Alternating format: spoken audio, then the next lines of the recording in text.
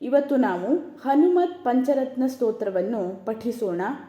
ಈ ಹನುಮತ್ ಪಂಚರತ್ನ ಸ್ತೋತ್ರವನ್ನು ಶ್ರೀ ಆದಿಶಂಕರಾಚಾರ್ಯರು ರಚಿಸಿದ್ದಾರೆ. ಹನುಮಂತನನ್ನು 5 ಶ್ಲೋಕಗಳಲ್ಲಿ ಸ್ತುತಿಸಿದ್ದು ಪಂಚರತ್ನವೆನಿಸಿದೆ. ಇದರ ಫಲಶ್ರುತಿಯಲ್ಲಿ ಶಂಕರರು ಪವನಸುತನ ಪಂಚರತ್ನವೆಂಬ ಹೆಸರಿನ ಈ ಸ್ತೋತ್ರವನ್ನು ಯಾರು ಪಠಿಸುತ್ತಾರೆಯೋ ಅವರು ಇಹಲೋಕದಲ್ಲಿ ಸದಾ ಸರ್ವಭೋಗಗಳನ್ನು ಅನುಭವಿಸಿ ರಾಮಭಕ್ತಿಗೆ ಪಾತ್ರರಾಗುತ್ತಾರೆ ಎಂದಿದ್ದಾರೆ.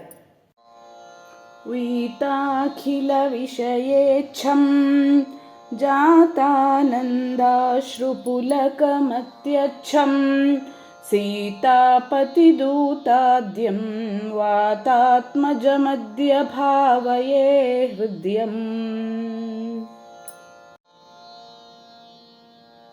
ತರುಣಾರುಣಮುಖಕಮಲಂ ಕರುಣಾರಸಪೂರಪೂರಿತಾಪಾಂಗಂ ಸಂಜೀವನಮಾಶಾಸೆ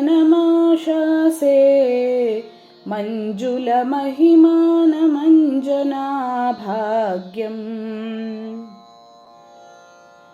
ಶಂಬರವೈರಿಶರಾತಿಗಂ ಅಂಬುಜದಲವಿಪುಲಲೋಚನೋದಾರಂ ಕಂಬುಗಲಮನಿಲದಿಷ್ಟಂ ಬಿಂಬಜ್ವಲಿತೋಷ್ಠಮೇಕಮವಲಂಬೆ.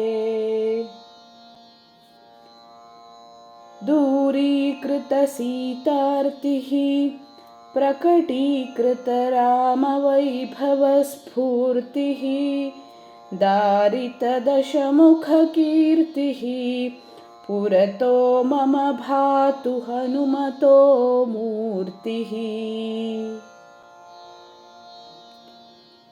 ವಾನರನಿಕರಾಧ್ಯಕ್ಷಂ ದಾನವಕುಲಕುಮುದರವಿಕರಸದೃಕ್ಷಂ ದೀನಜನಾವನದೀಕ್ಷಂ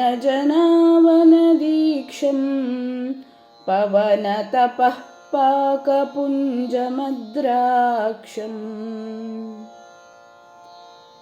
ಏತತ್ ಪವನಸುತಸ್ಯ ಸ್ತೋತ್ರಂ ಯಃ ಪಠತಿ ಪಂಚರತ್ನಾಖ್ಯಂ ಚಿರಮಿಹ ನಿಖಿಲಾನ್ ಭೋಗಾನ್ ಭುಂಕ್ತ್ವಾ ಶ್ರೀರಾಮ ಭಕ್ತಿಭಾಗ್ ಭವತಿ.